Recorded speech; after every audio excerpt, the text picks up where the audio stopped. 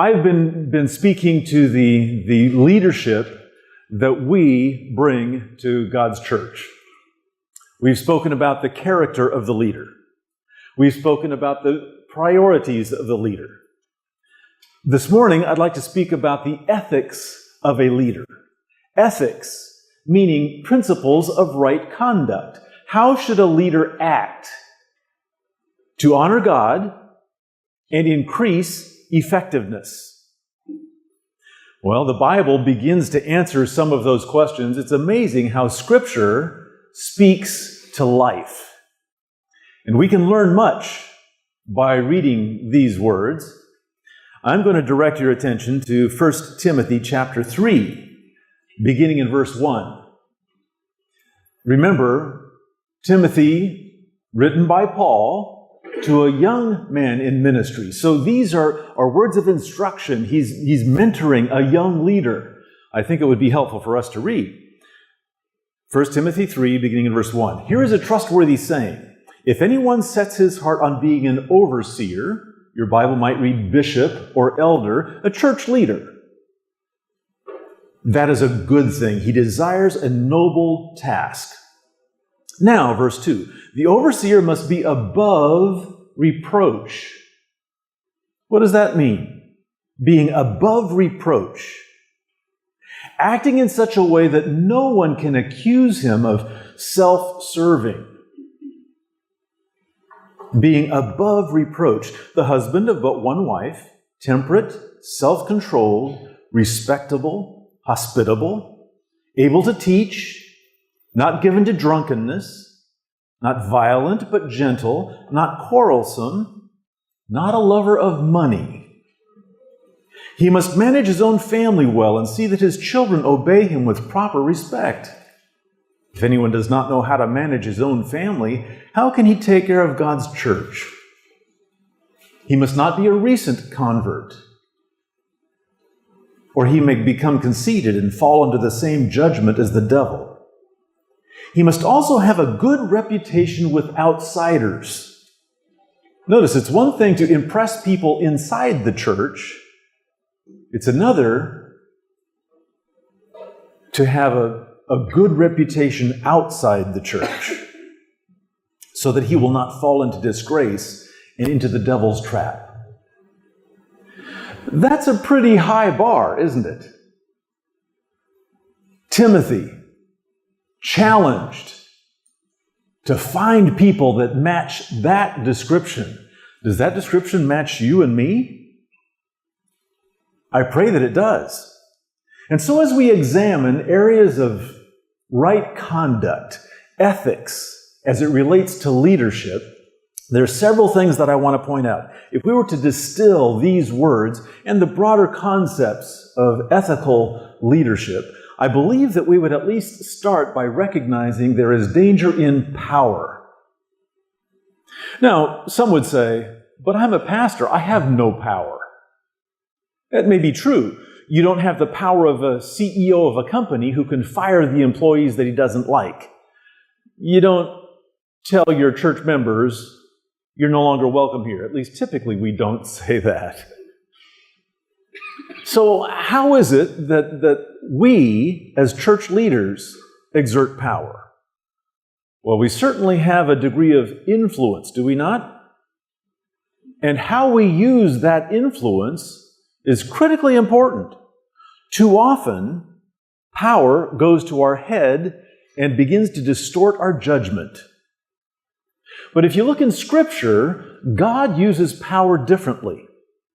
Right from the beginning, you start in Genesis chapter 1, and already you find that God is not one individual entity. He said, let us make man in our image. God himself is a triune being. There are three individuals in the Godhead. There is a dialogue. There's a conversation.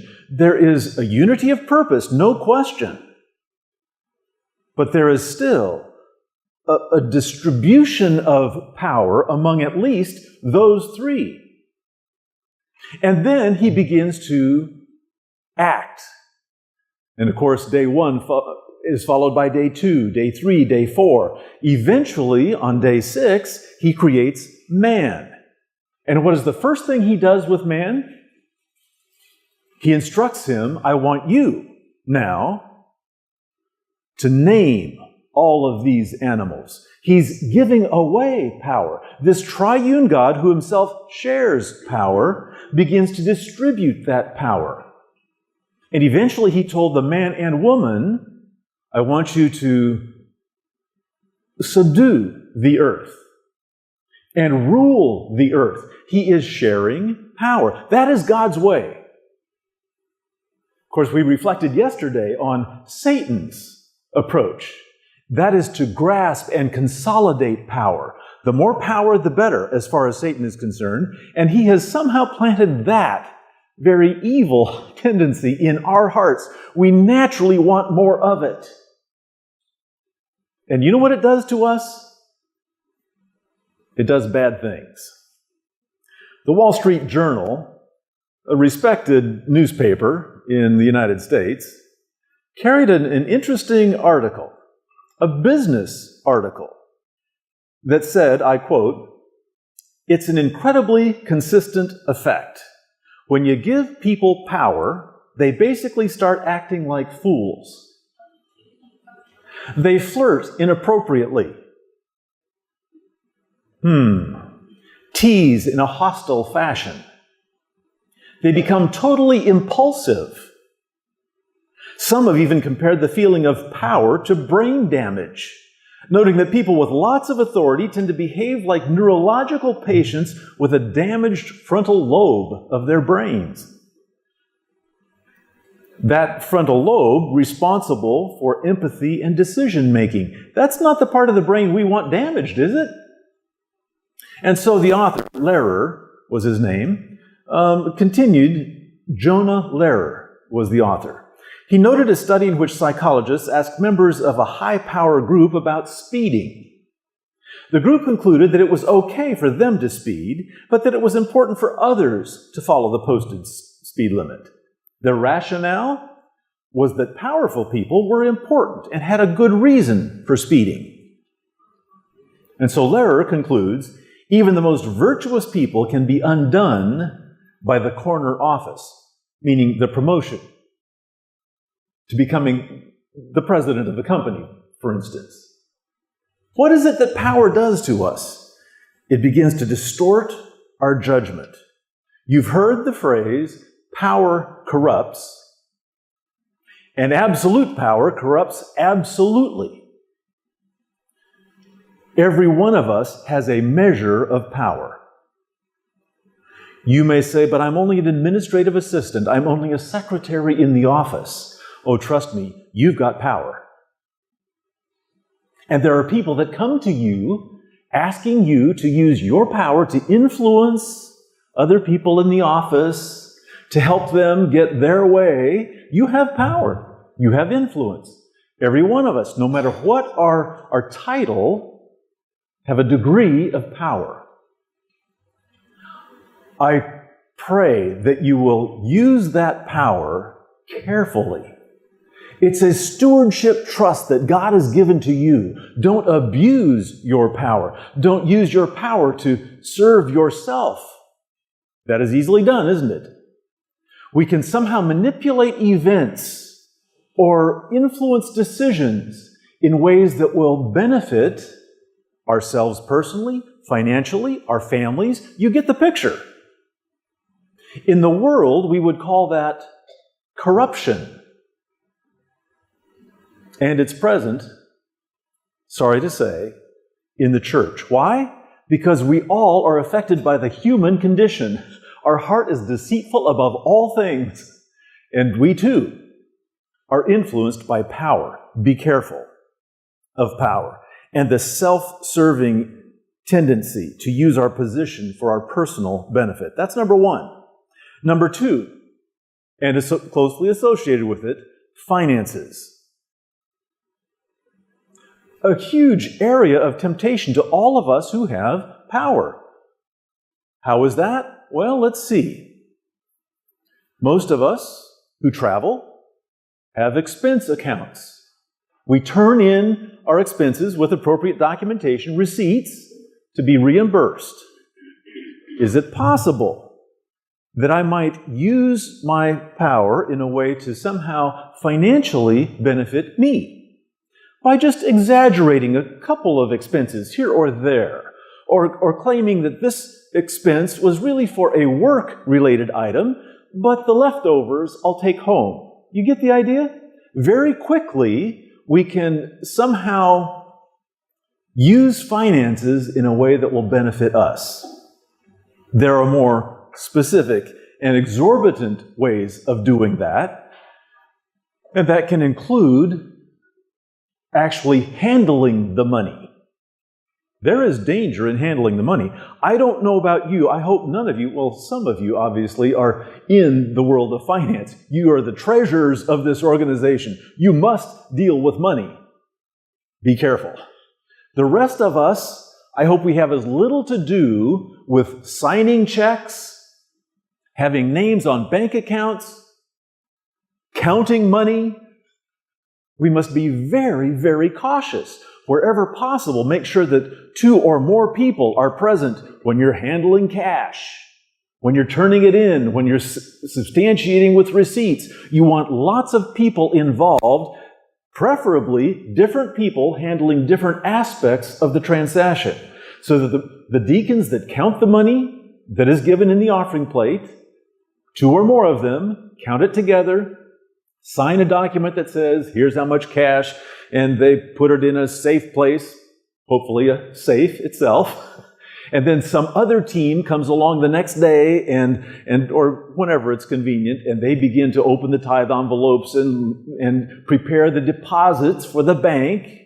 And then someone else should be writing checks and reconciling the bank statement. Someone else preferably would then be presenting a financial report to your organization, whether it's the church board or a conference executive committee, whatever it might be. You want different people involved to minimize the temptation to somehow divert finances in a way that would benefit me or my family. Finances. We must be very careful and cautious. In fact, in our organization, we do a lot of electronic submitting of reports and expense reports. I could simply send that to the one person in the organization that is responsible for it. That's all I need to do. But I have imposed on myself one other step. I want to copy 1 or 2 others of my administrative team simply to keep myself accountable to them, to a wider group. I want openness when it comes to finances. I don't want anyone suggesting or having reason to believe that I'm somehow benefiting financially. They don't need to see it. I want them to see it. Finally, in all of our organizations, I'm hoping that we are inviting outside eyes in to examine our books. We call them auditors. Why is that important? Because we must be able to demonstrate, not just to ourselves and to God, but to our contributors, to our constituents, to everyone who has any concern about this organization. We need to be able to demonstrate complete openness and the fact that we are handling finances appropriately. So if a donor gives money to this project, they should have every assurance that it is used for that project, not diverted to something else, because the needs are greater over there. And it's kind of similar. Why couldn't we? No. We must honor the wishes of the donor. So, do you invite accountants in to look at your financial books? Do you then produce an audited financial statement, which is basically a representation that our books have been examined, and at least they've been spot checked? There is good evidence to indicate that our reports are in fact accurate. They're legitimate. And once that happens, at least in our organization, we post those audited statements on our website so that anybody, not just inside the church, anybody can examine our finances. We want to be open, transparent. Where there are secrets, there are many times problems. Be as open as you can without compromising confidentiality. Finances can certainly be an area of danger. And yet, if you're open, you build confidence in the organization. Donor confidence, donor trust, critical elements in our success. A third area, conflicts of interest. We oftentimes hear that term. What do we mean? Well, we've already referenced the idea. A conflict of interest is any time that I, in a decision-making capacity, might benefit from this decision. Let's say that I'm a member of a board that is operating a school. I've been invited because I'm a businessman. I understand the world of finance. I know how to run things and make them efficient. But because I'm a businessman, I also sell paper products, paper towels, toilet paper. And I'd like the contract to sell my paper products to the school. That is a conflict of interest. I'm serving on the board that will make a decision about a contract, but I want the job. You can see how that can play out in many different ways. Now, we avoid conflicts of interest by simply disclosing them. Just because you have a paper company and would like to do business with the church, maybe you are doing business with the church, and you can imagine it could be a printer, a painter, there could be many different possible conflicts, but as long as you reveal that so that everyone knows, I have the contract for this particular area, and if you are ever discussing that contract, I will excuse myself. I will not be a part of those decisions. You people make that decision. I will not be present. That then protects you. So conflicts of interest can be either financial, can be business-oriented. I don't want to personally benefit from my influence on this particular organization's board. But it can also have to do with employment. Would you agree? Not just my own employment. I'm thinking my relatives, my kids, my spouse. Do you ever find yourself in a difficult situation because a husband and wife are both employed by the same organization? That can be a conflict of interest, because then one of them has a hard time being truly objective about the best for the organization because they're influenced by how it might impact the spouse. We must be cautious. Doesn't mean we completely eliminate all of that, but we are moving forward with eyes wide open and doing our best to minimize those kinds of conflicts. At least we are expected and required to ask every board member, and in fact, every employee, administration, pastors, teachers, everyone, to sign a conflict of interest statement every year. Why? Because things change. Kids grow up and apply for jobs. Or my business changes, and now I would like to do business in a different way. There are just many variations, and we need to be as careful as possible about those conflicts of interest. Again, to be able to demonstrate to the watching world that we are being objective in how we make decisions. We're not being influenced by family implications, by financial implications, by personal benefit implications. All right. A fourth area, perhaps as challenging, if not more so than any of the others, sexuality. Anytime people are working together, men and women, there can be problems. Problems for a variety of reasons. Certainly in an office setting, we work closely together. We spend a lot of time together. We go through difficult times together. We solve problems together. We sometimes talk about personal issues together. all of that begins to build an emotional connection. So if the emotional connection with my secretary is stronger than my emotional connection with my wife, can you see what's going to happen? There are going to be problems. And those problems will affect not just my marriage, but the entire organization. So, how do we avoid these gender sorts of issues? Well, we can make a couple of decisions ourselves, individually. And a long time ago, I heard another experienced pastor talk about decisions that he had made, self-limiting decisions. He said, I will not visit a single woman in her home alone. Why? Because you don't want the wrong idea to be communicated to others. You don't want the wrong idea communicated to this individual. Many times, those of us who are in spiritual ministry are engaging with people at vulnerable times in their life. They're going through changes, difficulties. There's a counseling relationship. They depend on you for insight and direction and spiritual guidance. Those are all good things. But if it's just the two of you, you're creating a potential problem. How do you neutralize that?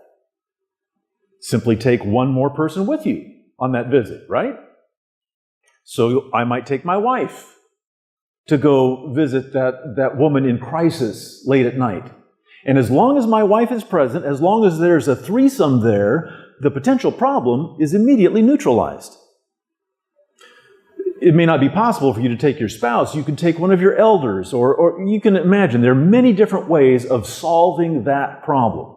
But the same idea applies whether it's home visitation, hospital visitation, counseling, Bible studies, and in the case of those of us who are in some form of administration, travel. I will not travel alone with another woman.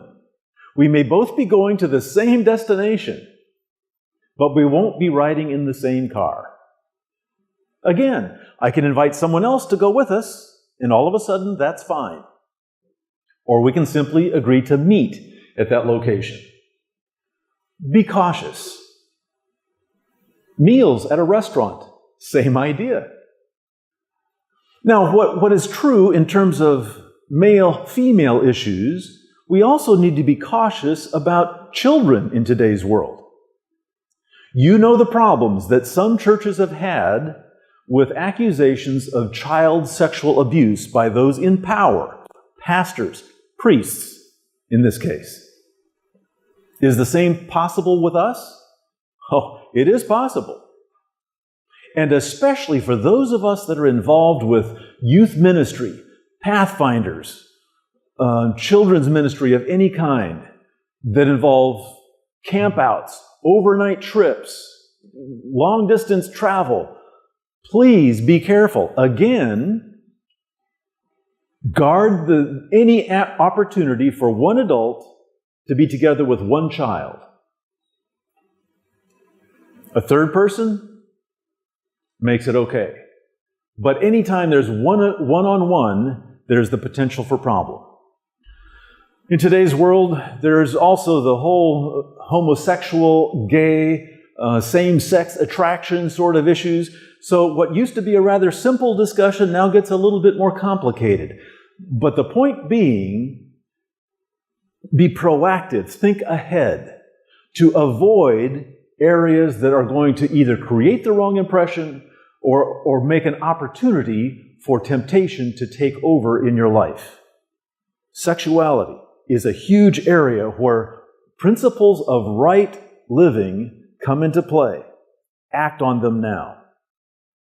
A fifth area that we've already touched on to a degree, but let's name it, and that has to do with family members working for the same organization. We call that nepotism. And I'm guessing that in your world, there are many illustrations that you could draw from your own experience, both in the church and in government, in society, lots of places where somebody is getting what appears to be an unfair advantage because they're mother or father was in a position of influence and power. Do we want that? No, we don't. Now, what do we do when many members of one family share a common passion and commitment to serve God and want to be used in ministry? That is a good thing, isn't it? Now, I mentioned yesterday that one of my sons is a pastor. That warms my heart. The fact that he would sense a call from God, having grown up in a pastor's home, that's huge in my opinion. And I praise the Lord for his choice. In fact, he had been invited to join the pastoral staff, the team of pastors in the Georgia-Cumberland Conference when I was a pastor.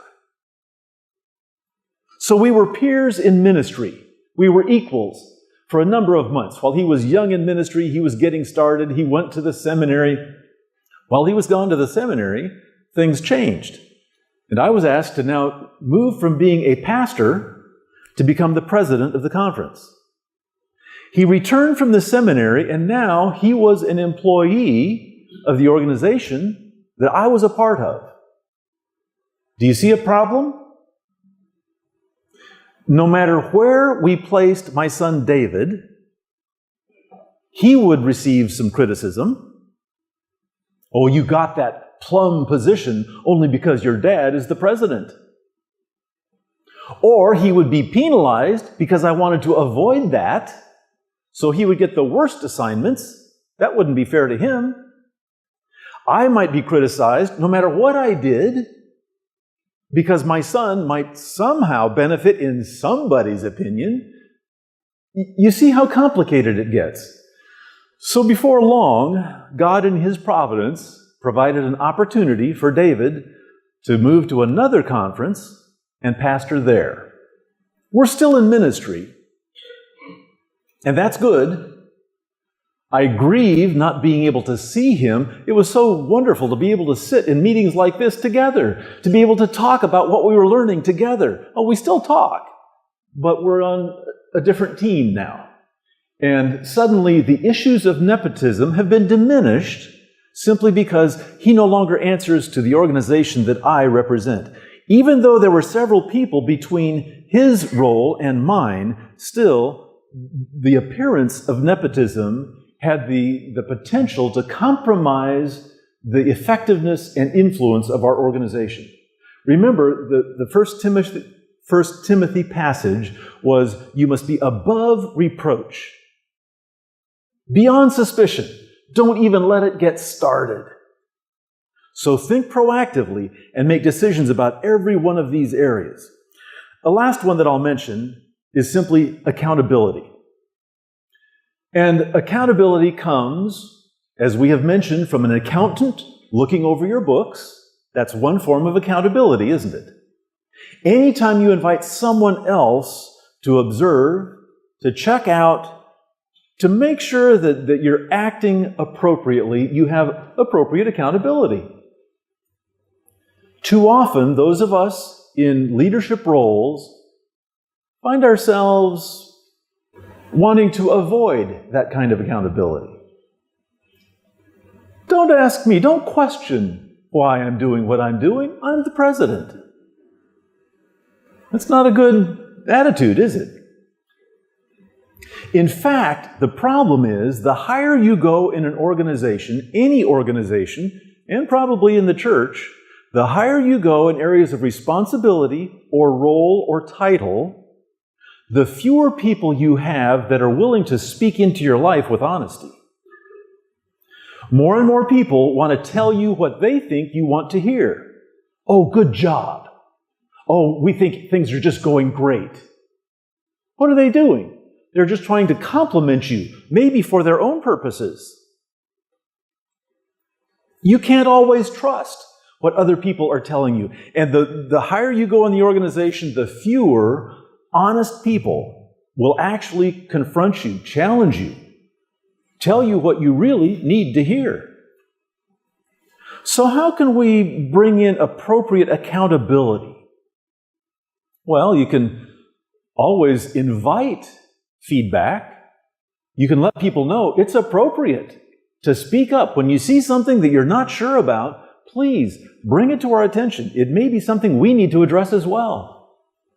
You can have a suggestion box in your office, and people can drop notes in it in case they're worried about their own identity and being able to be honest without being punished later.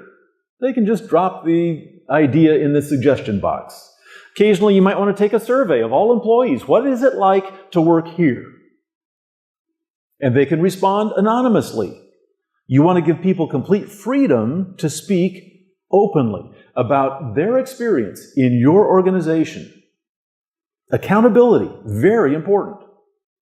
And of course, a certain degree of accountability is achieved by a church board that gathers to provide feedback to a pastor or a pastoral team. Same with a conference executive committee or a union executive committee. Those groups bring together people who are tasked with asking questions, with understanding why are we doing what we're doing, and providing the kind of feedback that we need to make sure that we're acting above reproach.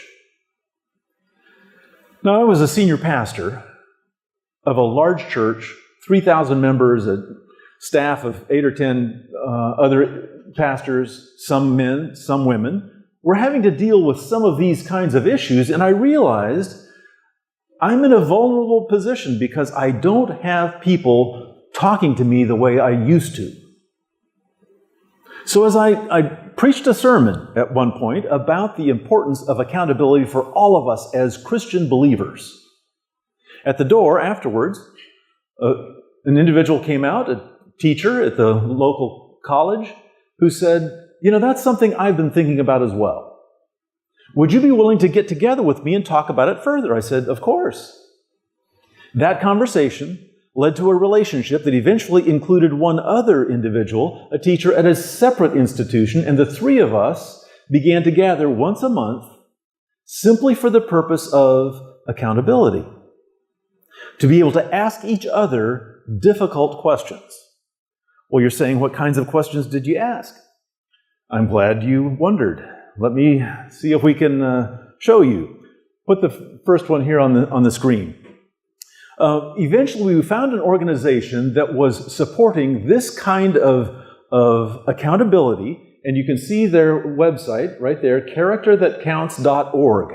They have lots of resources designed specifically for Christians who are seeking to honor God in their principles of right living. And they provided us with a little wallet-sized laminated plastic card that included 10 questions.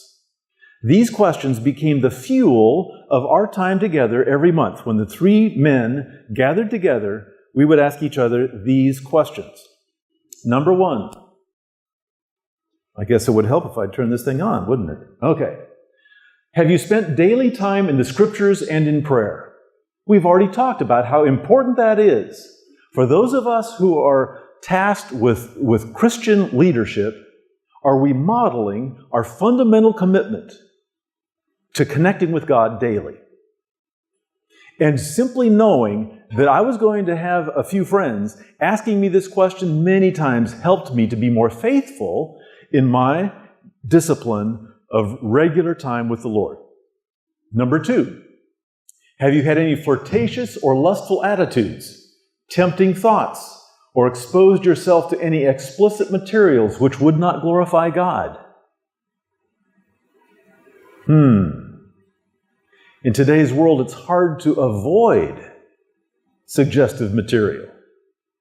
It assaults you from billboards and signs and media of all kinds, to say nothing of the availability of all kinds of destructive information, visual pictures, especially for men who are attracted to visual things. Pornography is too available, too easy. I need somebody to help me. Ask me about these very temptations. Number three, have you been completely above reproach in your financial dealings? For all the reasons that we've already talked about. Number four, have you spent quality relationship time with family and friends? Why is that important? If you are working so hard, if you're so dedicated to God's work that you're minimizing these important areas of life, family and friends, you will be in a very emotionally vulnerable position. You will be more open to temptation if you have been shortchanging time with family and friends. So inoculate yourself against some of these problems, temptations, by intentionally spending time with family and friends. Do you have friends that you simply enjoy a Saturday night with, and there is love and laughter and joy and good food, and you find yourself renewed and recharged because of a lasting friendship? Number 5, have you done your 100% best? And of course, for us, it would be a job, but whatever your context, have you given it your best? Not shirking, not taking shortcuts, but giving it everything you have for God's glory. The stakes are high, aren't they not? Number 6. Here we go. Have you told any half-truths or outright lies, putting yourself in a better light to those around you? This deals with the issue of honesty that we talked about yesterday. Can you be trustworthy? Pretty important question. Number 7. Have you shared the gospel with an unbeliever this week? Are you modeling this evangelistic passion that David has been talking about? Not just preaching it, not just claiming it's important, but are you actually involved? Are you modeling that very passion in your own life? Number 8. Have you taken care of your body through daily physical exercise and proper eating, sleeping habits? Have you allowed any person or circumstance to rob you your joy? And then if that's not enough, notice question number 10. Have you lied to us on any of your answers? All right. Let's be honest. It's tempting to kind of adjust your answers in such a way as to make it look a little better than it really is. These are questions that force me to go a little deeper, to be a little more open, to be a little more accountable in ways that I need. Now, this group of 3 men that I described, we met together for 8 years, every month. Now, there were times when we pursued other aspects of any one of these questions, and maybe one of us was going through a particular difficult time, and so more of our time was spent in hearing the heart of another, and maybe walking through a very challenging, difficult passage of life. That's what an accountability group is for as well. You can be real. You can be completely open and honest. You can trust these people not to take what they've learned about you and discuss it with a spouse or tell it to somebody else. They're going to protect your identity and pray for you in between times together. Now, as life moves along, we took different paths and moved to different cities, and now we don't get together anymore. But I found this so helpful that I have found one other person who I meet with again monthly. And his only role is to ask me questions, to probe, to force me to be truthful and to examine my motives and my actions and to go a little deeper than I would go in any other setting. Notice that I've described meeting together with other men. Why? Because of some of the very things we talked about in terms of gender problems. So you cannot have an accountability partner and have it really function well if it's a person of the opposite gender. That's my conviction. So choose your individual carefully, very carefully, because the potential of damage is great. If you learn things about another that can be hurtful, you can imagine what might happen. But the potential for good is also incredible. So I would challenge you, take seriously a commitment to accountability. So just to review, what are the 6 areas of ethical concern that we need to focus on as Christian leaders? Number 1, power. Hold it very carefully. Number 2, finances. Number 3, conflicts of interest. Number 4, sexuality. Number 5, nepotism. Number 6, accountability. And there are undoubtedly others. These are just the ones that I have found are most necessary in my experience. And bear in mind, what David and I are sharing are not intended to be God's will and ultimate purpose for you. We share what has worked for us, what is meaningful to us. You must sort through and contextualize and decide what is the best way to process and apply some of what you're hearing in your area of responsibility. All right, there's one other area that I would like to spend a bit of time on, and that is a more practical. In fact, the remainder of my time this morning and this afternoon will be in very practical areas of church leadership. Let's start by simply talking about leadership styles and roles. Depending on what you're doing, you're going to find yourself many times faced with a decision. And the approach you take will depend a great deal on the context. What are we talking about? What is the issue? What is the nature of it? There are times when an authoritarian leadership style is not only appropriate, it is necessary. You know what an authoritarian leadership style is? Where one person says, do this. It's very effective on the battlefield. You need one commander that says, this is the hill we're taking. Move now. And of course, there's a very clear chain of command, and very efficiently an army mobilizes its resources to take that hill. And there are times when the church is God's army, and we need to capitalize on an opportunity. Forceful leadership is required. Now, this is also clearly required when there is an emergency, a crisis of some sort. If I began to smell smoke, glanced out the back door, and saw flames going up the back wall, my first instinct would be to say, let's call a committee and talk about this. But that's not the kind of leadership that's needed right now, right?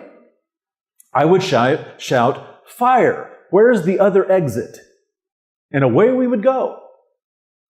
So, in times of crisis, authoritarian leadership is many times needed. But what is the downside of authoritarian leadership? Well, I've found that I can bring a very forceful vision to my context, my church, my leadership team. I can be convicted that God wants us to do this now. And so with passion and energy, I try and sell my idea. In fact, no, not even try and sell and persuade. I just command. And because I have positional power, what is my positional power? I'm a president. So I can use that positional power to say, this year, we are all going to do this. And my team of pastors may sit there and nod their heads, and some of them may say, I like it. Others will smile, but inside they're saying, it'll never work. And let's be honest, many times when a vision is not shared, when a vision is imposed, those who are tasked with carrying out the vision don't really have a lot of choice. They don't have much ownership in that vision. They don't have much passion for the vision. They may go through the motions of carrying it out as long as I'm present, as long as I'm asking them how they're doing with my vision. But as soon as I'm absent, as soon as I'm away, what happens to my vision? It goes with me. And life goes back to normal very quickly for everyone else. Imposed vision, authoritative leadership, is many times met with passive resistance. Have you heard that term before? For those who are questioning or maybe outright opposed may not feel comfortable in resisting openly, in saying, President Ed, let's talk reality here. They're not comfortable doing that. So they go underground. They don't speak out openly. They act without saying, passively. They're passively resisting. And so they conveniently forget what I said. At the next meeting that is called, they come late or forget to attend at all. Assignments are just dropped. Oh, I thought you were asking them to do it, not me. You know what it's like because we've all been there. We've all done it. That's one of the disadvantages of authoritarian leadership. Now, depending on the issue, depending on the consequence of this thing we're talking about, you may adopt a slightly different leadership model, and that would be a consultative style, where you say, it appears to me that we're facing a problem, and you lay out what you think it is, and you say, I'd like to hear from all of you about a best way of solving it.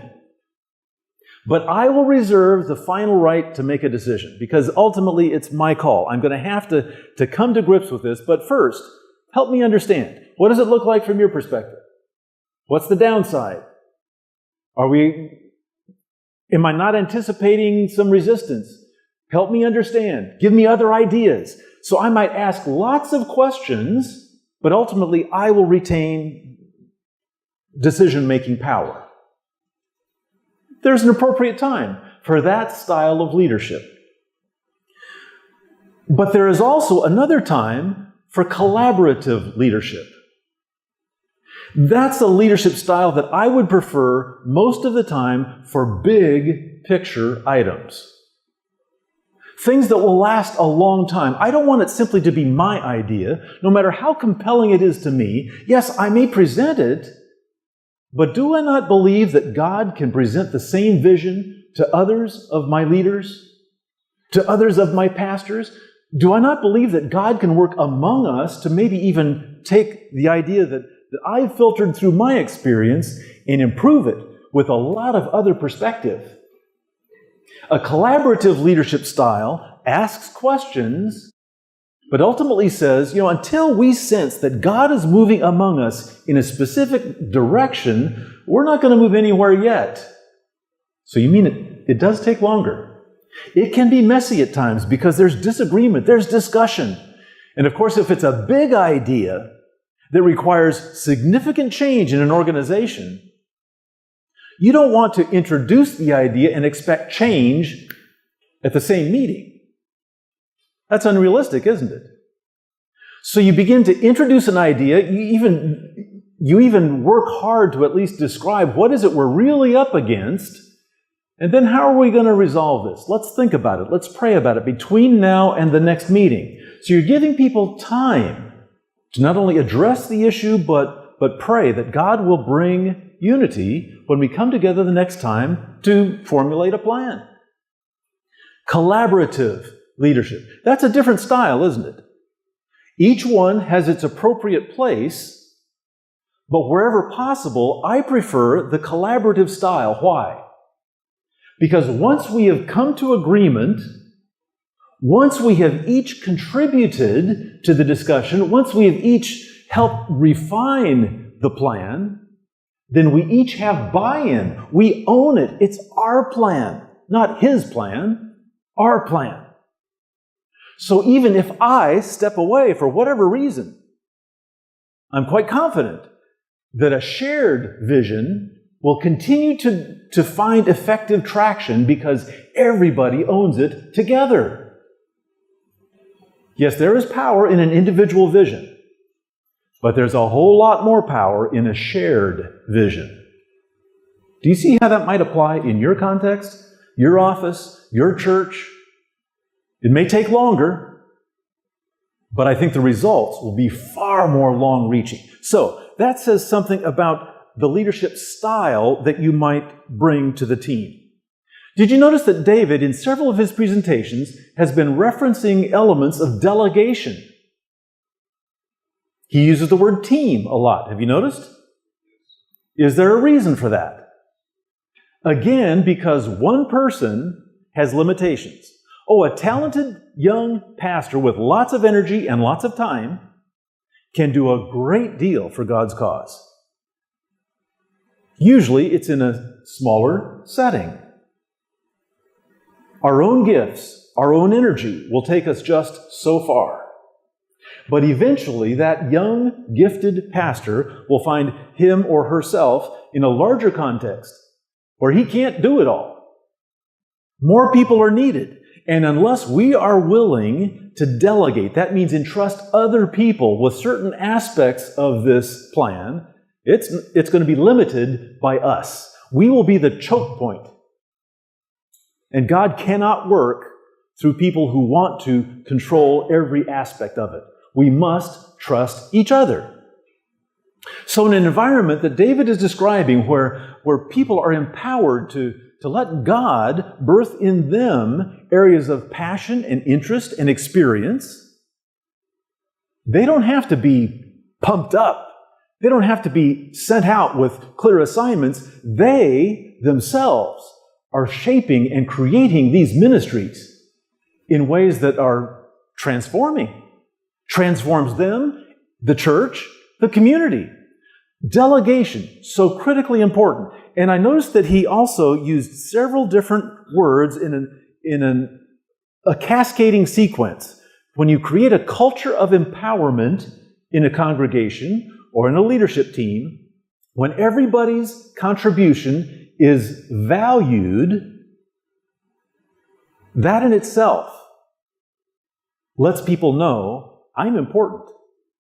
I can make a contribution here. I want to engage. Empowerment. Respect. You respect them and the gifts they bring because they will see things that you don't see. Training. Resources. These are things that we can bring to the table that help our volunteers, our leadership teams move forward. And when bad things happen, when they fail, when the idea that they birthed doesn't work, what do? Do you shame them? Do you embarrass them? Or do you say, thank you for helping us learn something? So tell us more about what you did. Tell us what you have learned. How can we all benefit from that particular failure so that none of the rest of us have to replicate it again? We can learn from failure. Failure is not fatal. And hopefully, when they succeed, and more times they'll succeed because these are people that are doing what they feel called of God to do. When they succeed, what are we going to do?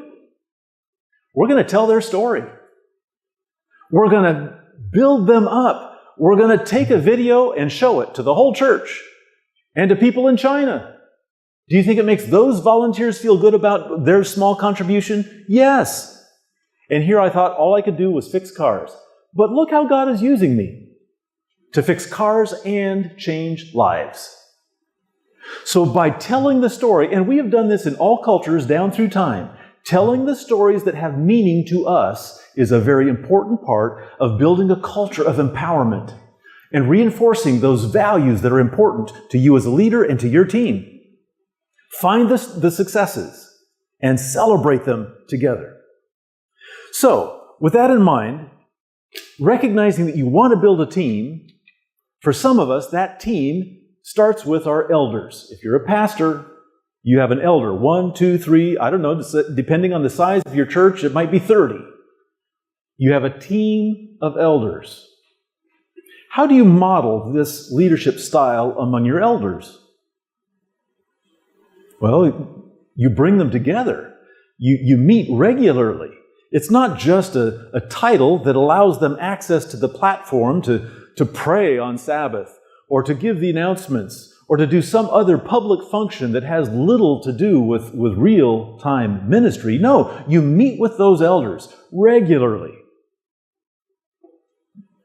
You ask, what is God doing in your life? What is your vision for our church? You share your vision. You pray together. You study God's Word. You find other books that might guide your church at that particular point in time. And together, as a group of elders, you begin to sense alignment, vision. Your elders become change agents in the larger church. Yes, they have specific spiritual responsibilities, and you may assign them a geography to visit members in this area, or a ministry, and say, you are responsible for the young adults. Please become a champion for retaining young people in our church. We value them. Do what you can. Help us learn, grow, adapt. Use your elders. And then the larger circle, beyond an elders team, would involve what? At least a church board. And depending on your context, it might be a conference executive committee. That is the equivalent of a church board in my setting. A group of people that come together with differing perspectives, differing responsibilities, different experience. They come together to provide input, to provide perspective, to provide accountability. This is a group of people that you value deeply. So you want to invest in them in meaningful ways. You want to use their time wisely. You don't just decide while you're there, well, does anybody have anything they need to talk about today? No. You think ahead. You're planning an agenda that guides your discussion. Not only do you have an agenda in mind, there are other people that say, there's something we need to talk about. So you find mechanisms, ways of bringing together people with issues that need to be addressed, and you prayerfully formulate a plan ahead of time. This is our agenda. I want it, in my context, I want it printed. I want it in front of them. In fact, better yet, I want to send it out ahead of time. In today's world, that's usually digitally.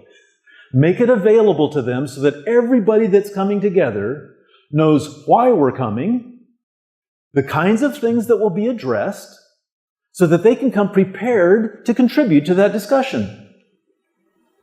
A plan, a ministry plan. Yes, you're praying that God will bring to your mind those things that need to be on the agenda. This is not a human mechanism. It's still a spiritual undertaking, but you're asking God to begin that work with you in forming the agenda, certainly continue that work when the church board comes together, and then carry it forward well beyond. God must be in all of it, right? So you form the agenda. You get to the meeting. Do you chair the meeting? I think most of us as pastors have typically chaired our church boards, but in some contexts, you found that there is another individual that has particular gifts and the respect of the church and can be objective and is perhaps a better person to chair the board, because as the chairman of a committee or a board, you really should be objective.